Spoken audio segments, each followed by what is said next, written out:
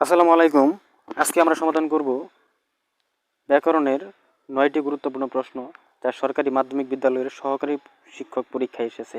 তো আমরা ১ নম্বরে দেখতে পাচ্ছি যে ব্যাকরণ শব্দের সঠিক অর্থ কী।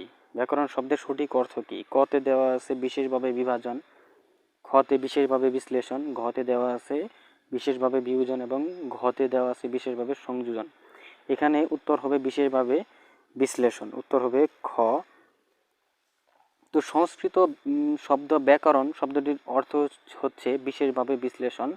ভাষার অভ্যন্তরীণ নিয়ম শৃঙ্খলা আবিষ্কারের নামই হচ্ছে ব্যাকরণ, অর্থাৎ ভাষার ব্যাখ্যা বিশ্লেষণ, বিচার বিশ্লেষণের নামই হচ্ছে ব্যাকরণ। তাহলে এখানে ব্যাকরণ শব্দের সঠিক অর্থ হচ্ছে বিশেষভাবে বিশ্লেষণ। তারপরে ২ নম্বরে দেওয়া আছে নিচের কোনটি পর্তুগিজ শব্দ। ২ নম্বরে দেওয়া আছে নিচের কোনটি পর্তুগিজ শব্দ। এখানে পর্তুগিজ শব্দ হচ্ছে আলপিন।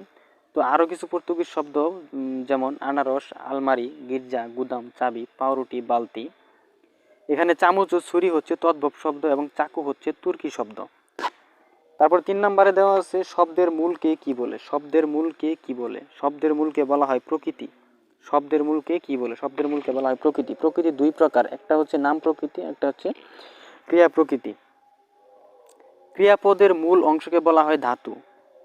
ক্রিয়াপদের মূল অংশকে বলা হয় ধাতু। আর মৌলিক শব্দ হচ্ছে যে শব্দকে বিচার বিশ্লেষণ করা যায় না বা ভাঙা যায় না, তাকে বলা হয় মৌলিক শব্দ। তো শব্দের মূল অংশকে বলা হয় প্রকৃতি।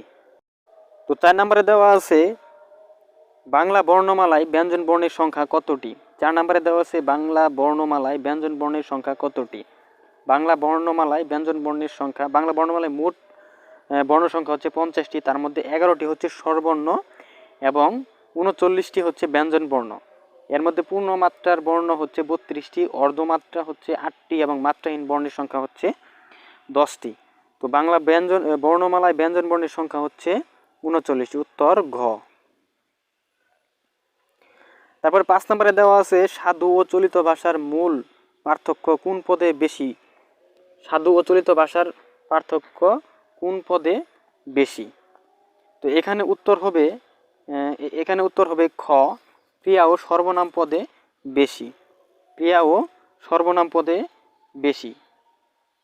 সাধু ও চলিত ভাষার মূল পার্থক্য পরিলক্ষিত হয় ক্রিয়া ও সর্বনাম পদে।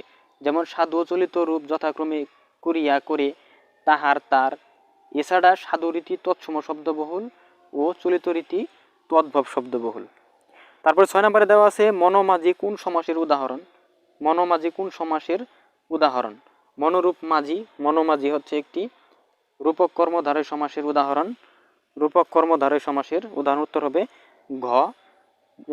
আরও একটি রূপক কর্মধারয় সমাস হচ্ছে বিষাদ সিন্ধু, ক্রোধানল, হৃদয় মন্দির, জীবন স্রোত, শোকানল, জ্ঞান বৃক্ষ। তো মনোমাঝি কোন সমাসের উদাহরণ, উত্তর ঘ, রূপক কর্মধারয় সমাস। তারপর ৭ নম্বরে দেওয়া আছে আগুন শব্দের সমার্থক শব্দ কোনটি। আগুন শব্দের সমার্থক শব্দ কোনটি।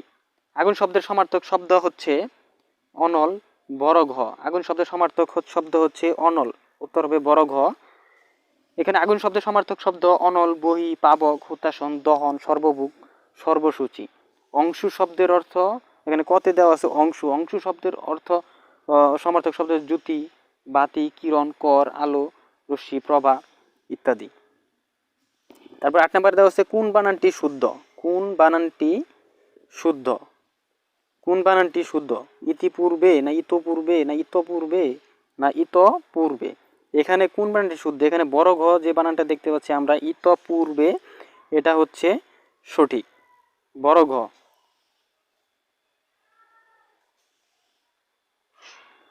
তারপরে আমরা ৯ নম্বরে দেখতে পাচ্ছি দুর্গতি শব্দের সঠিক সন্ধি বিচ্ছেদ কোনটি।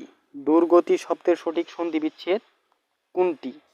এখানে দু যোগ গতি, দুষ্করের দু বিসর্গ দেওয়া আছে, অর্থাৎ বিসর্গের পরে ব্যঞ্জন বা স্বরসন্ধি থাকলে সেটা হয় বিসর্গ সন্ধি। এখানে দুর্গতি হচ্ছে একটি বিসর্গ সন্ধি, উত্তর হবে ক। তো এই ছিল আজকের 9টি গুরুত্বপূর্ণ বাংলা ব্যাকরণের প্রশ্ন সমাধান যা মাধ্যমিক বিদ্যালয়ের সরকারি মাধ্যমিক বিদ্যালয়ের সহকারী শিক্ষক পরীক্ষায় এসেছে।